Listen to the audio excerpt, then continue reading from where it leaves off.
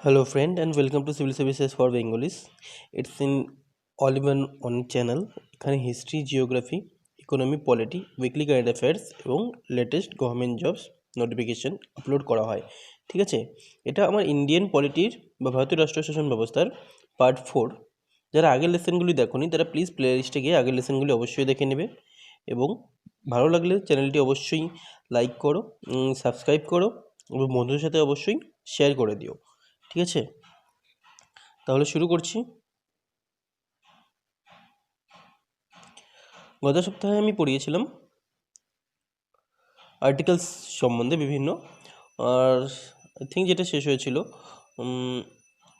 অস্পৃশ্যতার বিরুদ্ধে অধিকার, মানে আনটাচেবিলিটি যেটা আছে, হ্যাঁ, যেটা রাইট টু ইকুয়ালিটি যেটা আছে প্রথমে সবার, ওটা হয়ে গেছিলো প্রথমে।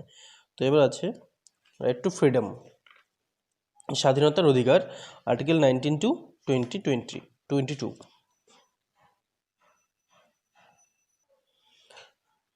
আর্টিকেল 19 to 22, ঠিক আছে।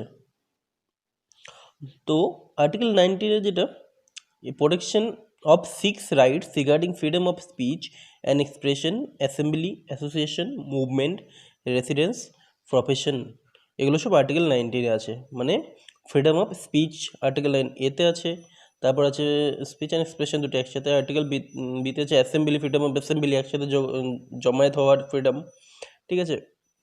তারপরে ফ্রিডম অফ অ্যাসোসিয়েশন তৈরি করার ফ্রিডম, ফ্রিডম অফ মুভমেন্ট, এক জায়গা থেকে অন্য জায়গায় যাওয়ার যেটা ফ্রিডম আছে সেটা ফ্রিডম, আমি সরি। তারপরে ফ্রিডম অফ রেসিডেন্স, কোথাও বসবাস করার ফ্রিডম, ফ্রিডম অফ প্রফেশনাল, যে কোনো প্রফেশন চুজ করার ফ্রিডম, এগুলো সব আর্টিকেল 19 আছে, ঠিক আছে। তাই বলছে ভারতীয় সংবিধানের 19 নম্বর ধারায় 6 প্রকার স্বাধীনতার অধিকার প্রদত্ত হয়েছে। কি কি? বাক স্বাধীনতা ও মতামত প্রকাশের স্বাধীনতা অধিকার, সংবাদপত্র স্বাধীনতাও এরই অন্তর্গত, শান্তিপূর্ণ ও নিরস্ত্রভাবে সমবেত হওয়ার অধিকার, সংঘ বা সমিতি গঠনের অধিকার, এর দ্বারাই কোনো সংঘ বা সমিতিতে যোগদান না করার অধিকার দেওয়া হয়েছে, ভারতের সর্বত্র চলাফেরা করার অধিকার, ভারতের যে কোনো অঞ্চলে স্বাধীনভাবে বসবাস করার অধিকার, এগুলো সবগুলো আর্টিকেল 19 দেওয়া আছে, ঠিক আছে। এছাড়াও যে কোনো ব্যক্তি, মানে যে কোনো বৃত্তি, পেশা বা ব্যবসা বাণিজ্য করার অধিকার, সব কিছুই এগুলোতে আর্টিকেল 19 আছে। 44তম সংবিধান সংশোধনের মাধ্যমে 1978 সম্পত্তির অধিকারকে মৌলিক অধিকারের তালিকা থেকে বাদ দেওয়া হয়েছে। যেটা রাইট টু প্রপার্টি আছে সেটাকে লিগ্যাল রাইট করে দিয়েছিল মৌলিক অধিকার থেকে, ঠিক আছে, 44তম সংবিধান সংশোধনের 1978। এবার আছে আর্টিকেল 20। আর্টিকেল 20তে কি আছে? Protection in respect of conviction of for offences, ঠিক আছে, এটা আর্টিকেল 20তে আছে। মানে দোষী সাব্যস্ত হওয়া ও শাস্তি প্রদত্ত হওয়া থেকে সুরক্ষা, কোনোরূপ অবাধ, অ্যারিবিট্রারি ও অতিরিক্ত এক্সেসিভ শাস্তি প্রদান থেকে নাগরিক বিদেশি ব্যক্তি সুরক্ষা প্রদান করা হয়েছে। এর নিম্নলিখিত অংশগুলি রয়েছে, এটা নাগরিকদের ক্ষেত্রেও প্রযোজ্য, বিদেশি ব্যক্তিদের ক্ষেত্রেও প্রযোজ্য, ঠিক আছে। তার মধ্যে কী কী আছে? এক্স পোস্ট ফ্যাক্টো, মানে আইন নয়, আইন ভঙ্গের অপরাধে কোনো ব্যক্তিকে কেবলমাত্র প্রচলিত আইন অনুসারেই শাস্তি প্রদান করতে হবে, যেটা আইনে আছে সেটাই করতে হবে, বেশি করা যাবে না কিছু। কোনো ব্যক্তি একই অপরাধের জন্য একাধিকবার শাস্তি প্রদান করা যাবে না, একই জিনিস ইস্যু করেছে সেটার জন্য বারবার ওকে শাস্তি দেওয়া যাবে না, নো ডাবল জিরো পেয়ারি, ঠিক আছে। যে একবার চুরি করছে ওকে আমি 5 বছরের শাস্তি দিলাম, কিন্তু ও 2বার চুরি করছে দেখে ওকে আমি 10 বছরের শাস্তি দিব, সেটা হবে না। একবার চুরি করছে তো 5 বছরের, 2বার করলেও 5 বছরের শাস্তি। অভিযুক্ত ব্যক্তির নিজের বিরুদ্ধে আদালতে সাক্ষ্য দিতে বাধ্য করা যায় না, নো সেলফ ইনক্রিমিনেশন, মানে নিজের সম্বন্ধে নিজে বলতে পারবে না অভিযুক্ত ব্যক্তিরা ও আদালতের মধ্যে, ঠিক আছে। এগুলো সব আর্টিকেল 20তে আছে। ধারা 21, যেটা আর্টিকেল 21-এ আছে সেটা হলো protection of life and personal liberty, মানে জীবন ও ব্যক্তিগত স্বাধীনতার অধিকার, আইন নির্দিষ্ট পদ্ধতি, প্রসিজার এস্টাবলিশড বাই ল ছাড়া অন্য কোনোভাবে কোনো ব্যক্তিকে তার জীবন অথবা ব্যক্তিগত স্বাধীনতা থেকে বঞ্চিত করা যাবে না।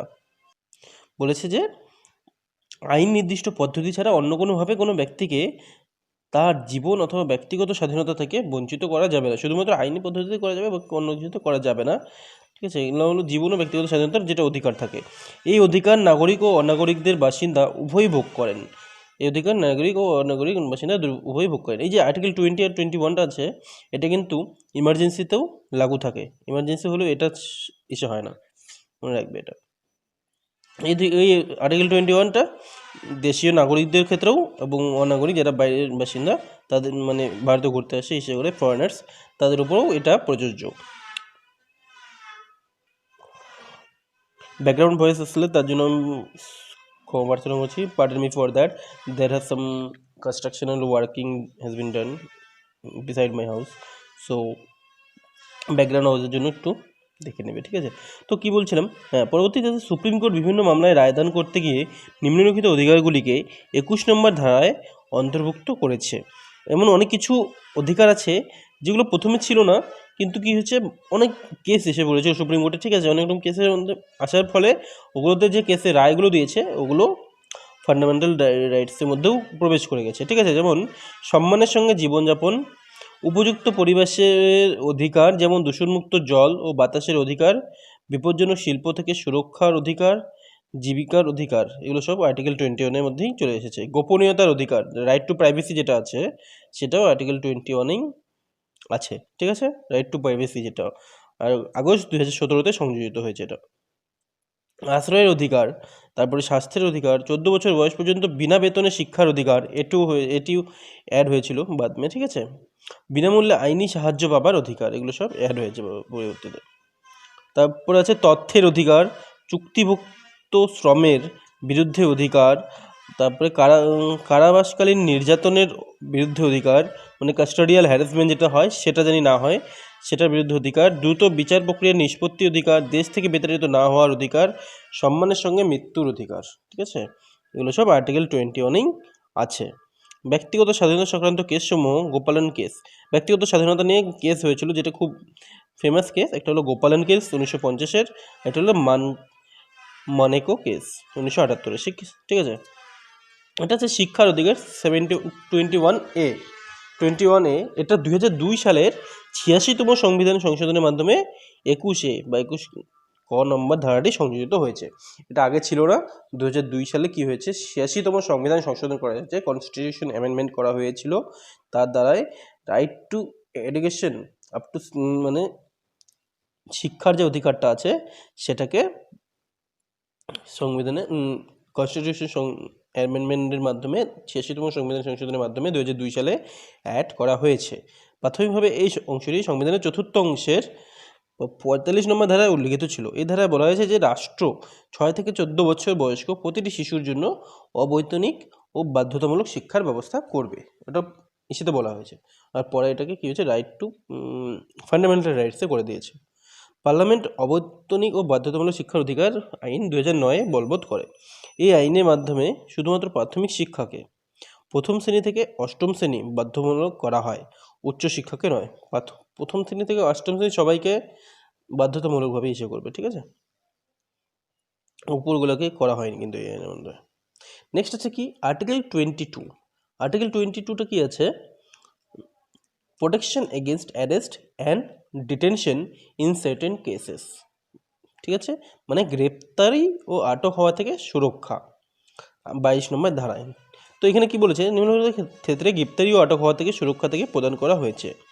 যুক্তিসঙ্গত কারণ না দেখিয়ে বা না জানিয়ে কোনো ব্যক্তিকে গ্রেপ্তার বা আটক করা যাবে না। এগুলো মনে রাখবে, খুব মনে রাখার বিষয়, সবার সাথেই হতে পারে, ঠিক আছে। ভারতের কনস্টিটিউশনের যে আর্টিকেল 22 আছে, ঠিক আছে, সেটাতে আমাদের গ্রেপ্তার বা অ্যারেস্ট এগুলোর থেকে সুরক্ষা প্রদান করে। তোমাকে যদি কোনো কখনো অ্যারেস্ট করতে আসে, পুলিশকে তার যথাযথ কারণ দিতে হবে এবং জানাতে হবে আগে, ঠিক আছে, জানিয়ে তারপর গ্রেপ্তার করতে হবে, তার আগে পারবে না। তো প্রথমে বলছে যুক্তিসঙ্গত কারণ না দেখিয়ে বা না জানিয়ে কোনো ব্যক্তিকে গ্রেপ্তার করা বা আটক করা যায় না, ঠিক আছে। যদি এমনি চল তোকে অ্যারেস্ট করলাম এরকম করে হবে না, আগে কারণ দিতে হবে। গ্রেপ্তার করার 24 ঘন্টার মধ্যে আটক ব্যক্তিকে নিকটবর্তী ম্যাজিস্ট্রেটের আদালতে হাজির করতে হবে, যাতায়াতের সময় এবং ছুটির দিনগুলি বিবেচ্য হবে না। মানে যদি ছুটির দিন না থাকে বা যাতায়াতে অনেক অনেক জায়গায় যেতে আসতে কোর্টে অনেক সময় লাগে, ওগুলো বাদে 24 ঘন্টার মধ্যেই কোর্টে হাজির করতে হবে, ঠিক আছে? এটাও একটি অধিকার। সংশ্লিষ্ট ম্যাজিস্ট্রেটের আদেশ ছাড়া ওই ব্যক্তিকে অতিরিক্ত সময়ের জন্য আটক করে রাখা যাবে না। একমাত্র যদি কোর্ট বলে যে 14 দিনের জেল হেফাজত দিলাম, তাহলেই ওকে ভিতরে রাখা যাবে, তাছাড়া ওই ব্যক্তিকে জেলে আটকে রাখা যাবে না। আটক ব্যক্তিকে উকিলের মাধ্যমে আত্মপক্ষ সমর্থনের সুযোগ থেকে বঞ্চিত করা যাবে না। যে আটক ব্যক্তিকে বলবে যে তুমি উকিল টুকিল কিচ্ছু করতে পারবে না, সেটা না, ও চাইলে ও উকিলও করতে পারবে নিজের মতামত প্রদানের জন্য, ঠিক আছে? এটাও ফান্ডামেন্টাল রাইটস, রাইট টু ফ্রিডমের মধ্যেই পড়ে।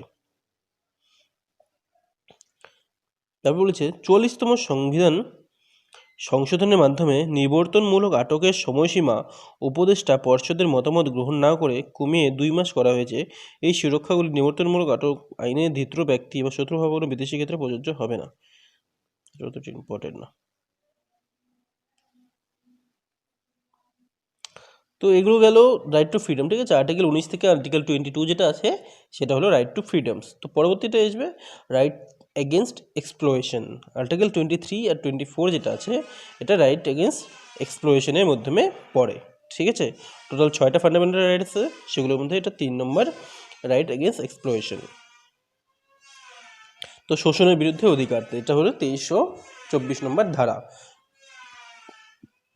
কি বলেছে? মানুষ ক্রয় বিক্রয় এবং বেগার খাটানোর নিষিদ্ধকরণ, যেটা ধারা নম্বর 23-তে আছে। মানে ইন ইংলিশ যেটা বলা হয় prohibition of traffic in human beings and forced labour.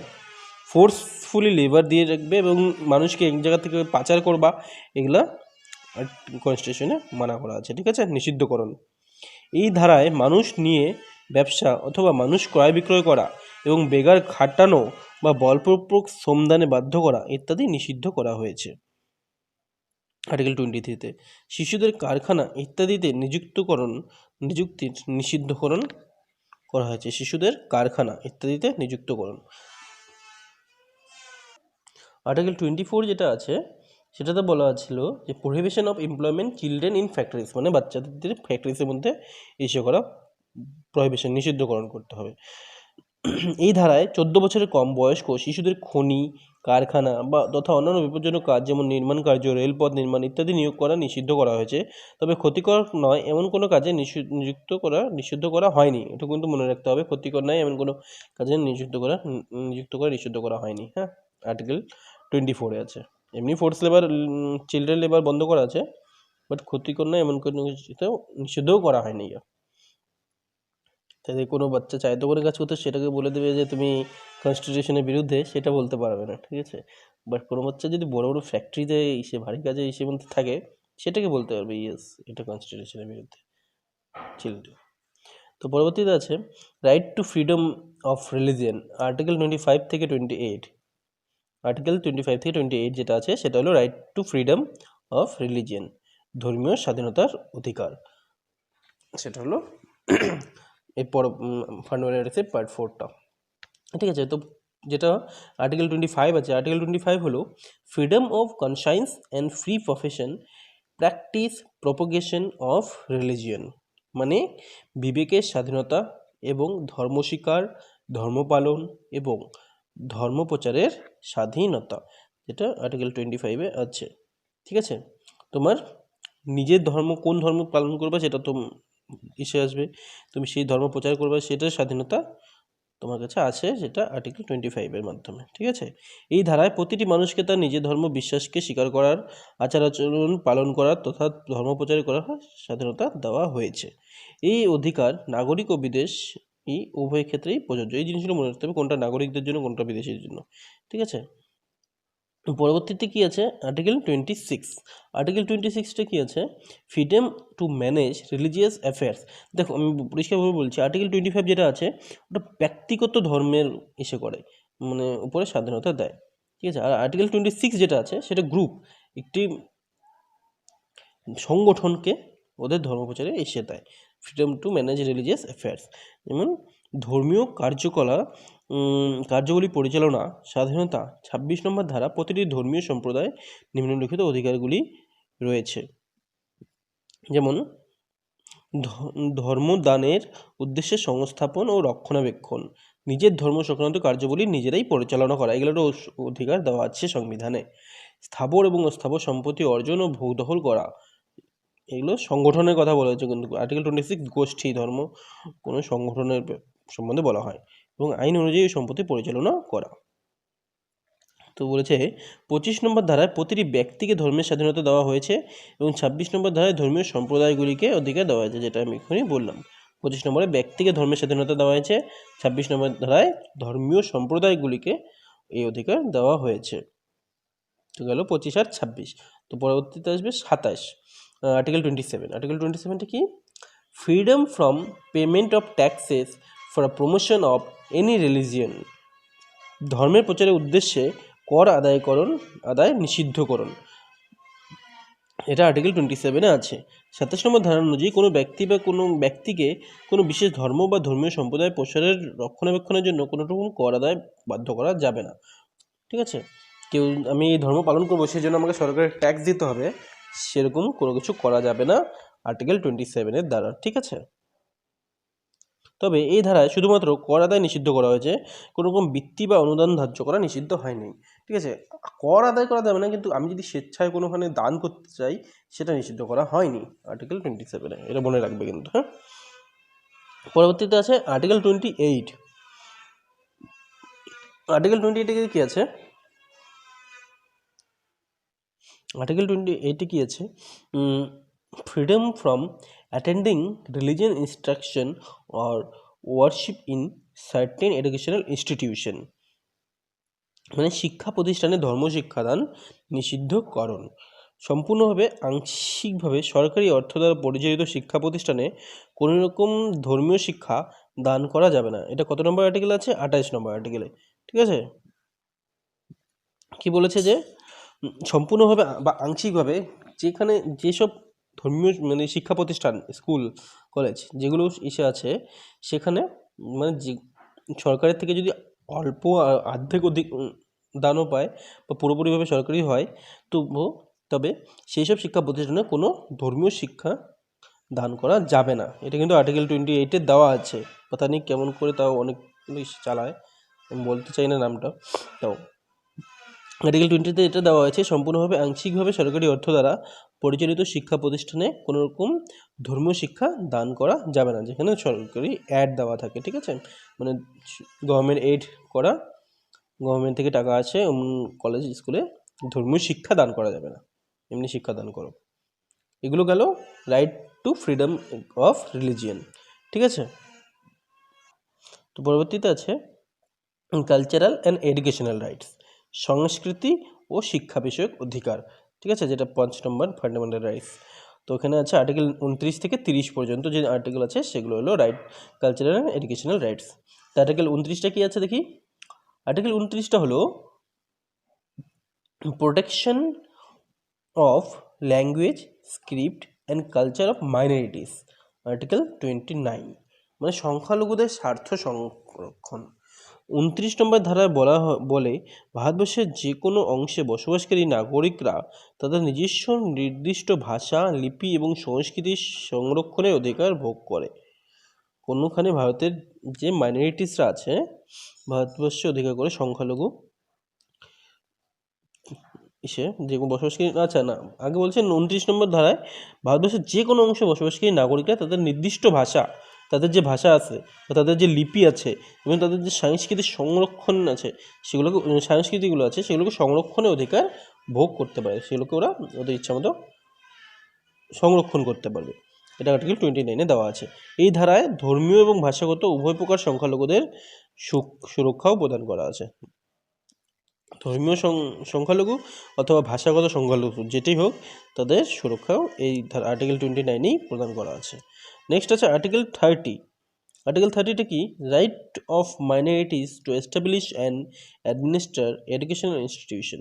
আচ্ছা, আর্টিকেল 30-তে এটা বলা আছে যে শিক্ষা প্রতিষ্ঠান স্থাপন ও পরিচালনা করার অধিকার সংখ্যালঘুদের। ঠিক আছে, ওদের রাইট মাইনরিটিসে এসে করা আছে, তো এইভাবেই ওরা চালায় স্কুল। 30 নম্বর ধারা বলে ধর্মীয় ও ভাষাগত উভয় প্রকার সংখ্যালঘুদের কিছু অধিকার দেওয়া আছে। প্রত্যেক সংখ্যালঘুদের নিজস্ব শিক্ষা প্রতিষ্ঠান স্থাপন ও পরিচালনা করার অধিকার আছে, অধিকার রয়েছে।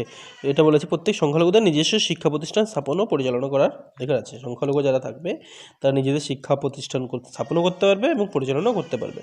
আর্থিক সাহায্য মঞ্জুর করার সময় রাষ্ট্র কোনো সংখ্যালঘু কর্তৃক পরিচালিত শিক্ষা প্রতিষ্ঠানকে বঞ্চিত করবে না। আচ্ছা, আর্থিক সাহায্য দিতে পারবে, ঠিক আছে, সংখ্যালঘু কর্তৃক পরিচালিত শিক্ষা প্রতিষ্ঠানকে বঞ্চিত করতে পারবে না। 30 নম্বর ধারায় একজন সংখ্যালঘুকে তার সন্তানদের নিজ নিজ ভাষায় শিক্ষাদান করার অধিকারও দেওয়া হয়েছে। যারা বাংলা ভাষায় তার বাংলা ভাষায় দিতে পারবে, তাদের সংখ্যালঘু থাকলে তাদের নিজস্ব সংখ্যালঘু ওই ভাষার মানে মনে করো এমন একটা ভাষা যেটাতে মাত্র 10-15 জনই কথা বলে, তো ওরা ইচ্ছা করলে ওই ভাষাতেও ওদের শিক্ষা দিতে পারবে, ঠিক আছে, সেটা 30 নম্বর ধারাতেই এসে দেওয়া আছে। তো ধারা নম্বর 31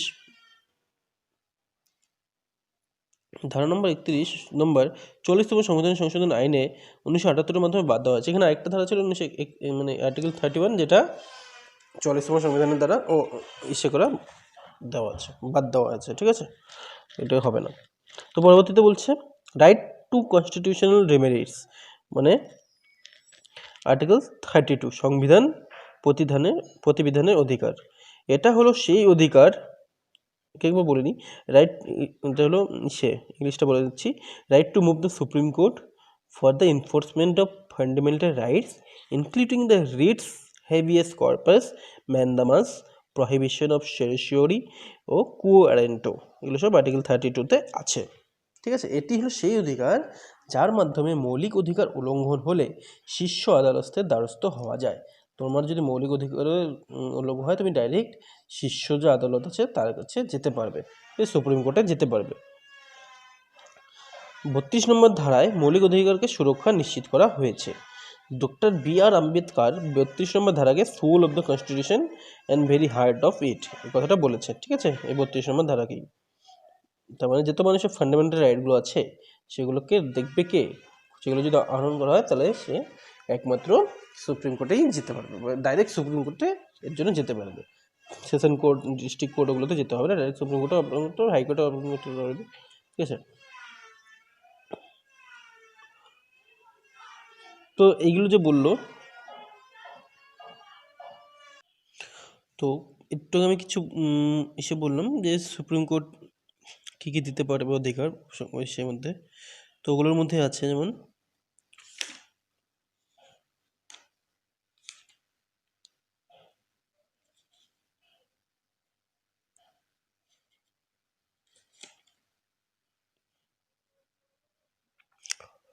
আর্টিকেল 22-তেই এটা আছে যে হ্যাভিয়াস কর্পাস থেকে শুরু করে ম্যান্ডামাস প্রহিবিশন সেরিশিওরি কোয়ারেন্টো এগুলো সব রিটস জারি করতে পারে সুপ্রিম কোর্ট আর্টিকেল 22, কারো যদি ফান্ডামেন্টাল রাইটস হনন হয়, ঠিক আছে। তো সবাই দেখি প্রহিবিশন, তো প্রহিবিশনটা কী জিনিস, প্রহিবিশনের আগে কিছু আছে দেখে নিই, আছে, তো সরি আগে এগুলো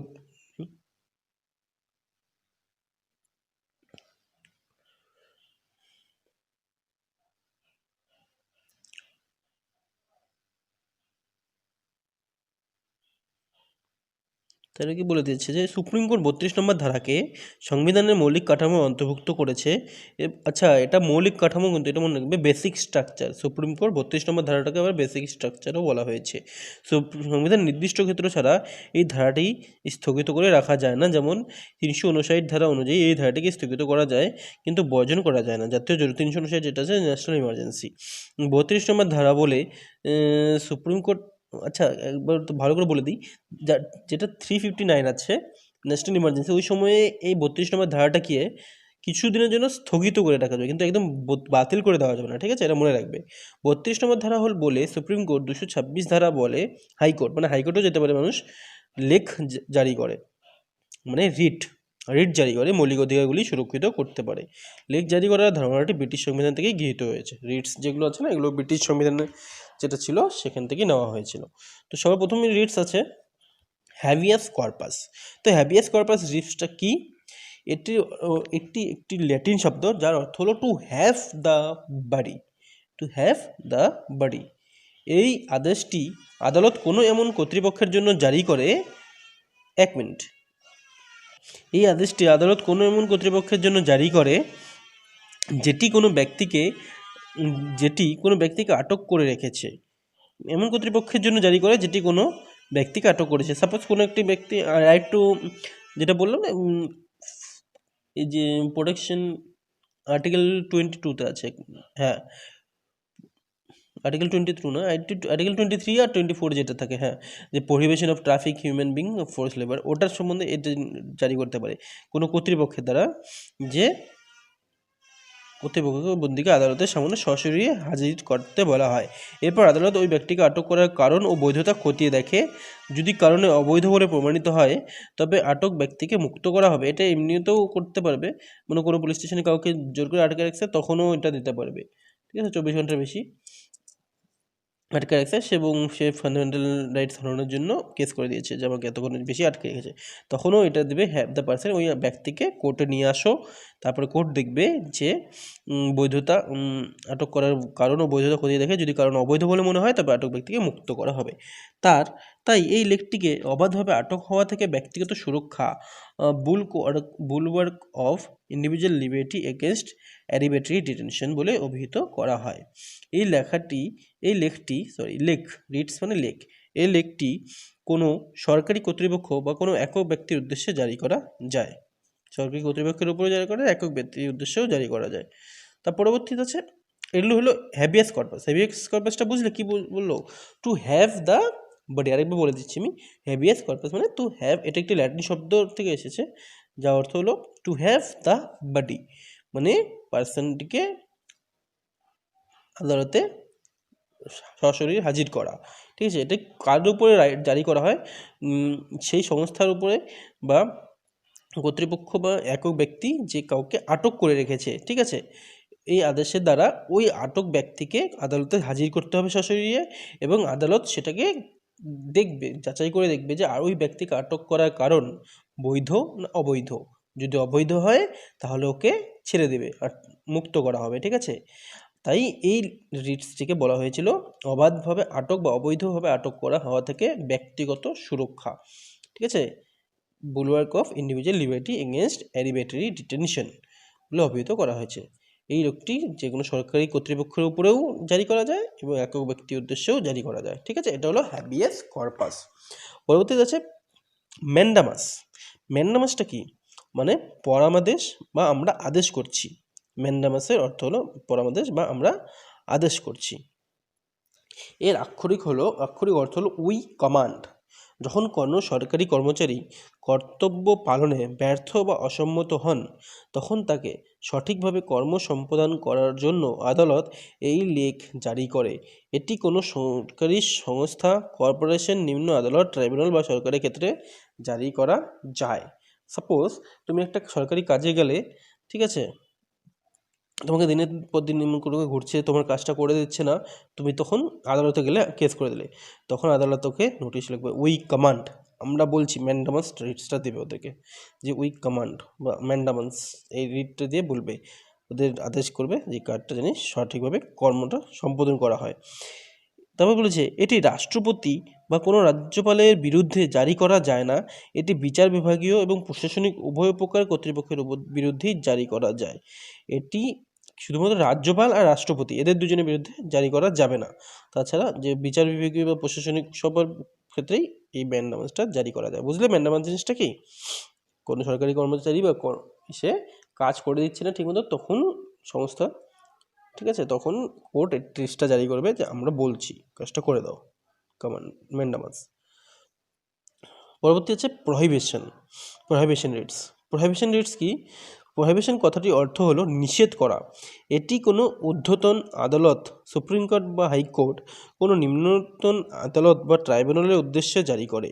এর মাধ্যমে নিম্নতন আদালতকে তার এখতিয়ার বহির্ভূত কার্য সম্পাদনে বাধা দেওয়া হয় এবং কোনো মন্ত্রকের অফিস বা কোনো ব্যক্তিগত অফিসের কেসের ক্ষেত্রে এই লেখ জারি করা যায় না।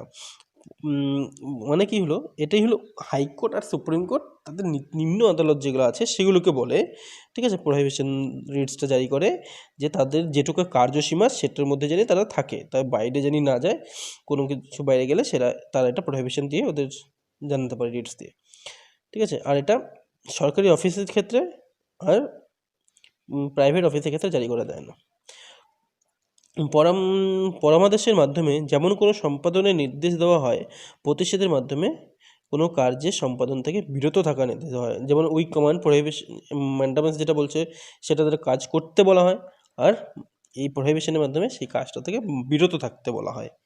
এই লেখটি কেবলমাত্র কোনো বিচার বিভাগীয় বা আধা বিচার বিভাগীয় কর্তৃপক্ষের বিরুদ্ধেই জারি করা যায়, কোয়াসি জুডিশিয়াল বিচার বিভাগীয় সংগঠনের বিরুদ্ধেই জারি করা যায়। এটি প্রশাসনিক কর্তৃপক্ষ, আইন নির্মাণকারী সংস্থা বা কোনো একক ব্যক্তির বিরুদ্ধে জারি করা যায় না। কিন্তু এটা আবার কোনো এমএলএ বা এমপি ওদের উপরে জারি করা যাবে না, ঠিক আছে। এটা হলো প্রহিবিশন।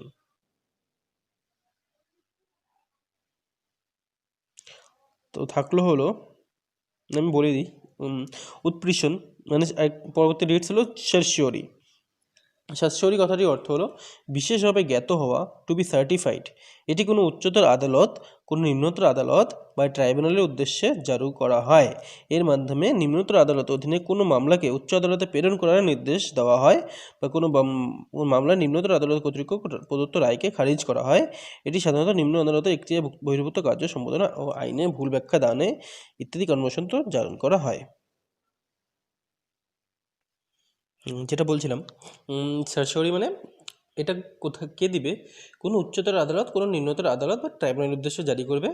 এর মাধ্যমে কী হবে, নিম্নতর আদালতে কোনো যদি মামলা থাকে, মনে করো কোনো একটা মামলা করেছে, আমার নিচে এখনও ডিস্ট্রিক্ট আদালতে আছে, আমি, ঠিক আছে, সেই মামলাটা নিম্নতর আদালত প্রদত্ত রায়কে মানে নিচের আদালত, ডিস্ট্রিক্ট আদালত এই রায় দিচ্ছে, ঠিক আছে, ওই রায়ের বিরুদ্ধে আমি হাইকোর্টে ইস্যু করছি, তখন হাইকোর্ট ওই ইসে করবে, সার্সিওরি রিট জারি করবে এবং ওই রায়টাকে খারিজ করে দেবে, ঠিক আছে, যে ইস্যু হয়।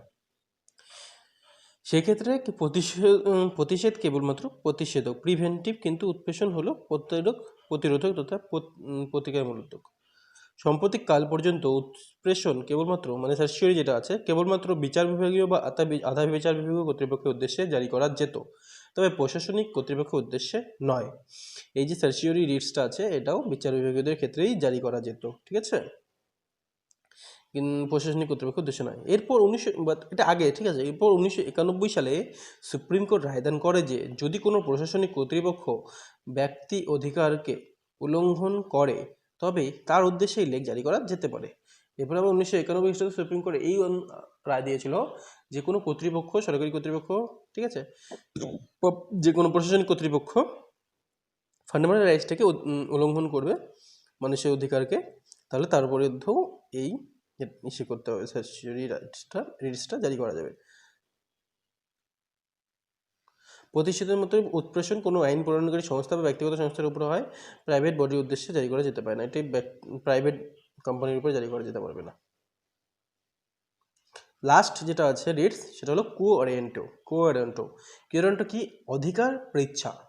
এই কথাটি অর্থ হলো কোনো অধিকারে, by what authority of warrant, by what authority of warrant, মানে কোনো ব্যক্তি যে সরকারি পদ অধিকার করে থাকে সেই পদের জন্য তার দাবি কতখানি বৈধ তা এই লেখের মাধ্যমে খতিয়ে দেখা হয়। এর মাধ্যমে এই কোনো ব্যক্তির দ্বারা অবৈধভাবে কোনো সরকারি পদের দখলদারি প্রতিকার করা হয়, ঠিক আছে, অবৈধভাবে সরকারি পদ। এটা কোঅরেন্টো মানে কি, কেউ একজন অবৈধভাবে সরকারি অফিসার হয়ে আছে, বসে আছে, সে করে, তার বিরুদ্ধে এই রিটসটা জারি করা হয় এবং দেখা হয় যে সে বৈধভাবে ওখানে এসে করেছে না অবৈধভাবে, ঠিক আছে, কোঅরেন্টো দিয়ে জাজ করা হয়। এই অন্যান্য লেখগুলির মধ্যে এই লেখটি ব্যতিক্রমী, কারণ এই লেখটি হিসাবে শুধুমাত্র ক্ষতিগ্রস্ত ব্যক্তি ছাড়াও যে কোনো ব্যক্তি করতে পারেন, এটি সবাই করতে পারবে ক্ষতিগ্রস্ত ব্যক্তি ছাড়াও, ঠিক আছে। কথাটির অর্থ হলো কোনো অধিকার by what authority of warrant, quo warranto. আরেকবার বলে দিই, কোঅরেন্টোটা কি, কোনো ব্যক্তি যে সরকারি পদ অধিকার করে থাকে সেই পদের জন্য তার দাবি কতখানি বৈধ তা এই লেখের মাধ্যমে খতিয়ে দেখা হয়। এর মাধ্যমে কোনো ব্যক্তির দ্বারা অবৈধভাবে কোনো সরকারি পদের দখলদারি প্রতিকার করা হয়। বুঝতে পারলাম কি জিনিসটা? কেউ সরকারি পদে আছে কিন্তু অন্য একজন ওই পদের জন্য বৈধ, সে ইচ্ছে করলো, তো তখন কোর্ট ওটাকে কোঅরেন্টো রিটসের মাধ্যমে যাচাই করবে যে যে সরকারি পদে অলরেডি আছে সে কি আদৌ যোগ্য ছিল নাকি সে কোনো ভুল হয়েছে, কোনো কিছু পাস করে ইস্যু করে ওখানে আসছে, এটা এই লেখের মাধ্যমে জারি করা হয়। তো আজকে এটুকুই। এর পরবর্তীতে লেসনে আমি মৌলিক অধিকার উপর স্থগিতাদেশ বাকি কোনগুলো মৌলিক অধিকার ইসের উপরে আমাদের দেশ ভারতীয় জনগণের উপরে, কোনগুলো বিদেশি জনগণের মধ্যে, তারপরে ডিপিএসপি যেটা directive principle of state policy আছে, এগুলো পরবর্তী লেসনে আমি পড়িয়ে দেবো। ঠিক আছে, তো thank you for watching guys, please do like share and subscribe অবশ্যই করো। Thank you, bye by.